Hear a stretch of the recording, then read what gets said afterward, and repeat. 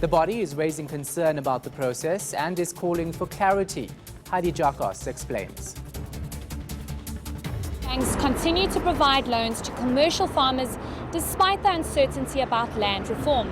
They've invested about 1.6 trillion rand of South African savings into property loans. But why does this all really matter? Well, banks rely heavily on these properties as security for loans, and government has still not clarified who will pay the existing debts on land that could possibly be expropriated without compensation. The Banking Association of South Africa says government needs to explain how this is going to work. The association says it's important to maintain growth and investment for the country. It says if land reform is not done properly, it could deter investors. We're not convinced that the Constitution needs to be changed, and let me just say that right up front, or amended. But if it is amended, it's got to be amended in a way that does not undermine property rights. Okay? Because again, that goes with the investment question. If property rights are undermined, that's a critical pillar for investment, and that would measure negatively.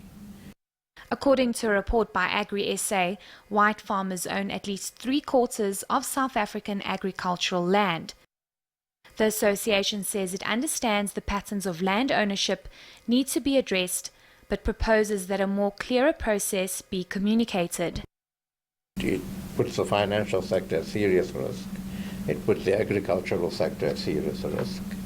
It doesn't achieve what we want to achieve. Sure, you could take those farms and give it to people, but it doesn't deal with the issues of capacity, it doesn't deal with the issue of support, it doesn't deal with the issue of finance. In fact, a worst-case scenario pushes all of those things back.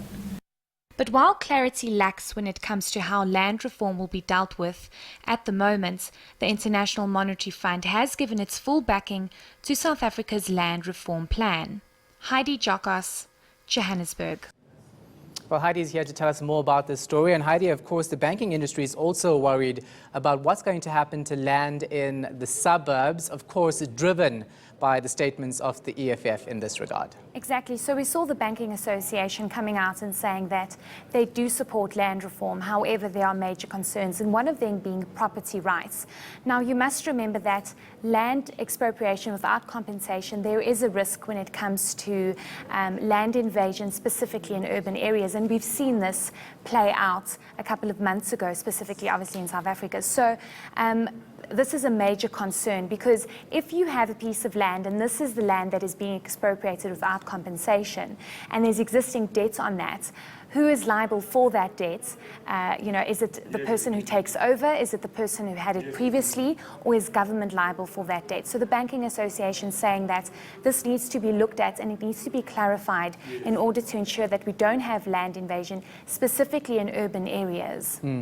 Now, let's move a little bit to the left, I would say, because US President Donald Trump has made some really unfounded statements on land expropriation without compensation in South Africa. Other important bodies like the IMF now making statements on it. What are they saying? So you see a global organization such as the International Monetary Fund coming out and saying that we support land expropriation without compensation, we support land reform if it is done transparently, if it is done based on rules and done according to the Constitution. We also saw Theresa May coming out and saying that actually we do support land expropriation without compensation. And then you see Donald Trump coming out and saying, well, actually this is not right, and we're looking into this. So I mean, he can look into it separately, but you see big bodies, global players coming out and actually saying that we do support this, because given the dynamics and what's going on in South Africa, it is obviously a fundamental issue that needs to be addressed. Yeah, and of course, the more informed decisions and comments coming from those groups. Given these comments from the IMF, any word on revising its growth forecast for South Africa? So you must remember that this land expropriation without compensation it's been a major concern, I think, for a long period of time. But people do see it working. People do see some hope, and people do understand why this needs to happen. So, they've obviously the IMF has looked at potential growth, and a major thing is if this is not done properly, it's going to deter investors. It's going to cripple growth. So it needs to be done properly in order to ensure that growth continues to go up, that investors continue to look at South Africa as a potential spot for investment. And we've also seen Ramaphosa coming out and saying, we need certain investment for the country to grow. And people are investing, so that obviously means that there is hope and people are looking at South Africa, and this isn't a deterrent at all. All right, thank you so much for that. Appreciate it. Heidi Giokos, our business reporter.